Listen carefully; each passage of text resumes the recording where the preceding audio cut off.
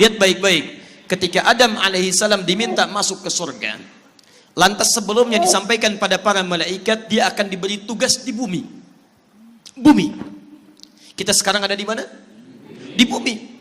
Di tugas Adam, setelah ditempatkan oleh Allah Subhanahu wa taala di surga dengan segala liku-liku yang terjadi di dalamnya, segala kenikmatan didapati dan segala godaan kemudian berusaha untuk dilewati, apa yang terjadi? Tidak memalingkan dari tugas utama Adam, inni ja'ilun fil ardi khalifah. Saya berikan tugas untuk menjadi khalifah di bumi, bukan di langit. Maka Adam ditugaskan oleh Allah beserta pasangannya dan nanti anak keturunannya untuk menjadi khalifah di bumi, dan menariknya Allah nanti akan sampaikan tugas itu hanya sementara karena nanti dia akan kembali beserta seluruh keluarganya ke tempat mula dia tinggal. Maka difirmankanlah kemudian ketika mulai turun ke bumi, yang dengan cara setan menggelincirkan dia. Kalau tergelincir itu jatuhnya ke atas atau ke bawah? Bawah. Hanya orang kurang sehat yang bilang ke atas. Jatuh ke bawah. Langit di atas, di bawah. Atas. Bumi, Masya Allah, indah bahasa Quran. Tergelincir dari atas turun ke bawah. Tayyib. Lihat kalimatnya. Wa qulnah bitu. Turun kalian. Turun ke bumi. Lihat kemana turunnya? Ardun. Tapi ketika menyebutkan turun ke bumi, Allah tidak mengatakan tinggal selamanya di bumi. Lihat di ujung ayat ke-36-nya, walakum fil ardi mustaqarrun wa mata'un ila hin.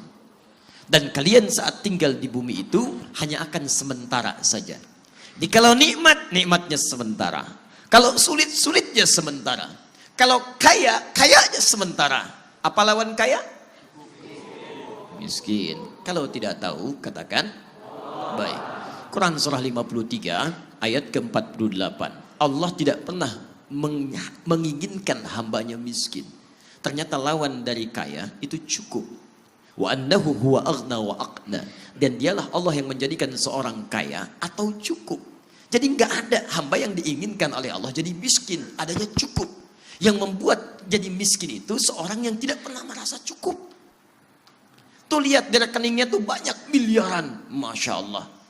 Mobilnya banyak, rumahnya luas. Tapi kenapa masih korupsi juga? Karena tidak pernah merasa cukup. Kenapa masih ngambil punya orang lain juga? Karena tidak pernah merasa cukup.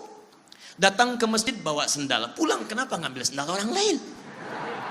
Karena tidak pernah merasa cukup. Makanya ketika seseorang tidak merasa cukup dan jadi miskin, saking sayangnya Allah ingin dilepaskan dia dari kemiskinan, diberikan zakat. Zakat diberikan salah satunya pada orang miskin. Quran surah ke-9 ayat ke-60. Innamas shadaqatu lil fuqara wal masakin. Diberikan itu untuk mengangkat status dia agar keluar dari kemiskinan. Kalau tidak cukup, berikan infak. Quran surah kedua ayat 215, paling kanan sebelah bawah. Yas'alunaka madza yunfiqun? Qul ma anfaqtum min khairin falil walidain wal aqrabin wal yatama wal masakin. Miskin kasih supaya keluar. Tidak cukup berikan sedekah. Kalau dengan zakat belum cukup juga, maaf infak belum cukup juga, dengan sedekah belum cukup juga, Anda perlu dikasih apa lagi supaya keluar dari kemiskinan? Jadi kadang-kadang miskin itu tidak harus diukur dengan harta. Miskin jiwa itu yang paling bahaya.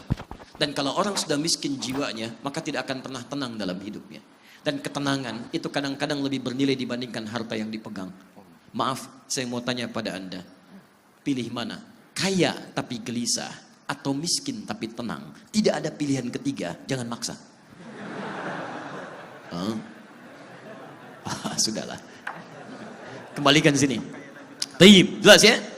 Adam turun ke bumi, istrinya turun ke bumi untuk menunaikan tugas mulia menjadi khalifah di bumi. Tapi lihat bahasa Qurannya, tinggal hanya sementara. Akan kembali, awas, dengan bekal itu akan kembali ke surga. Perhatikan baik-baik.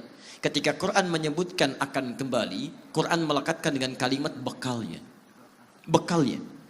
Artinya kalau orang diberikan kesempatan jadi khalifah di bumi, tapi tidak mencari bekal untuk pulang, gak akan bisa pulang dia ke tempat dia ditempatkan. Mohon maaf, kan kita sering dapat mudik ya, setahun sekali. Coba lihat umumnya orang mudik. Bukankah orang mudik ketika akan dia kembali ke tempat mudiknya, Masya Allah, dia kasih kabar, saya mau pulang. Lalu yang di rumah siap-siap. Rumah dicat, Semua diada-adakan, akan disambut dengan gembira. Bahkan kadang-kadang yang unik pun bisa terjadi.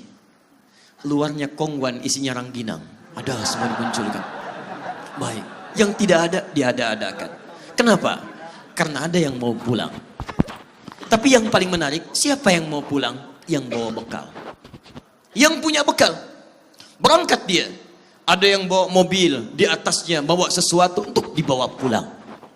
Ada yang bawa motor, kadang bekalnya Masya Allah lebih besar dibandingkan dengan motornya.